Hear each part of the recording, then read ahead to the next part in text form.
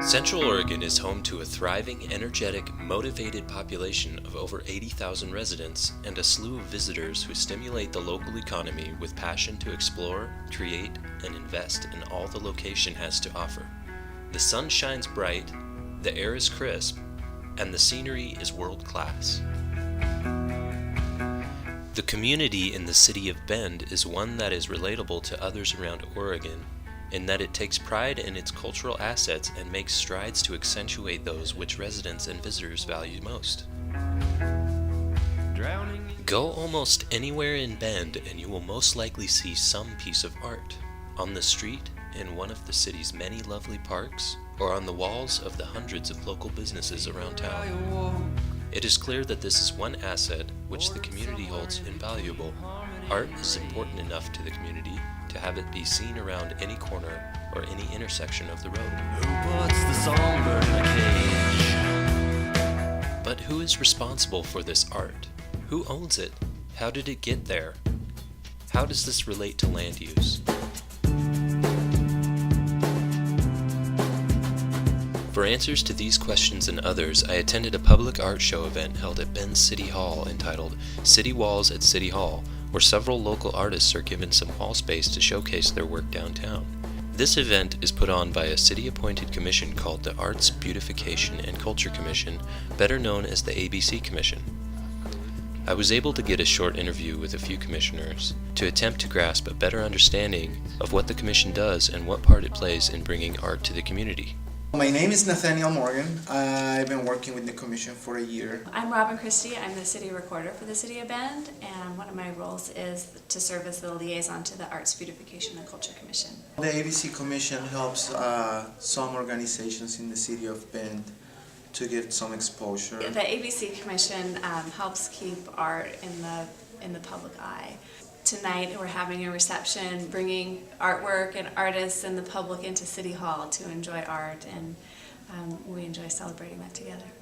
All of this show, it's local artists, and most of the shows we do is just local artists, just local organizations that we partner with and work for these shows. The ABC Commission is an advisory commission to the City Council. They're appointed by the council and advise council on any issues that may come up regarding art, and also keep the council and the city connected to the arts community. Well, it helps to build community. It puts the City Hall in the map too. You know, we get a lot of visitors here, and otherwise they wouldn't know probably where the City Hall is. So they're very nice people, and I love to work in the commission. All well and good, but what I really wanted to know was how the ABC Commission ties into land use for city planning. So they don't have a specific role regarding land use.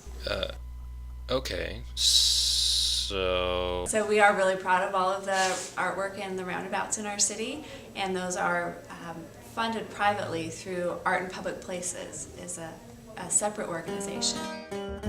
Robin's response seemed to conclude my inquiry with the ABC Commission, but led me to another source and new hope in finding the answers to my questions about public art.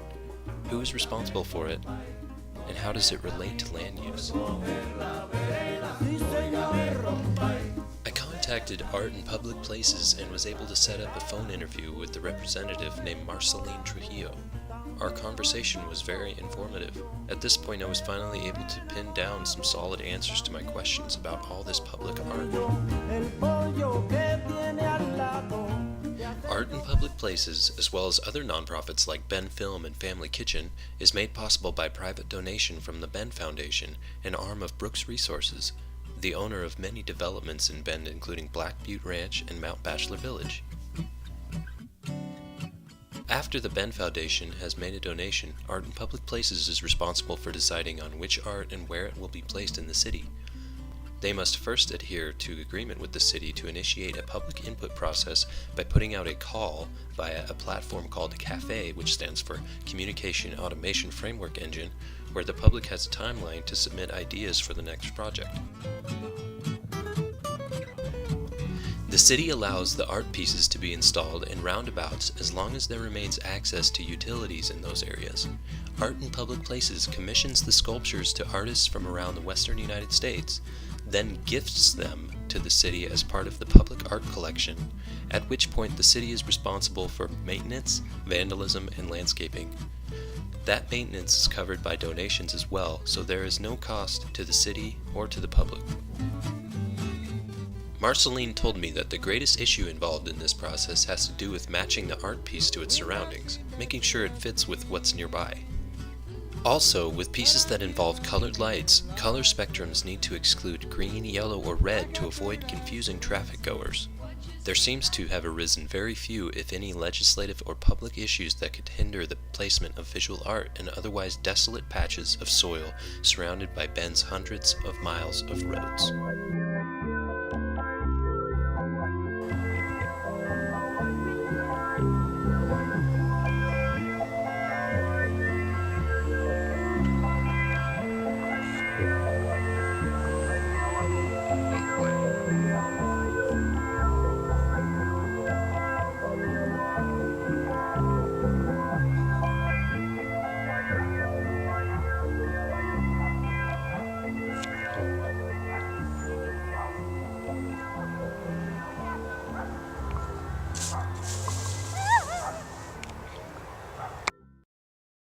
Yeah, we have one show coming up in June 5th, and it's a little recognition that we're gonna do for Henry Sayer and Sandy Brookie from OSU Cascades. They are the art professors, and we heard that they were gonna retire soon, and we don't think that it's a coincidence that the art school opened 11 years ago, and Bend has become such an artistic town in that time, you know.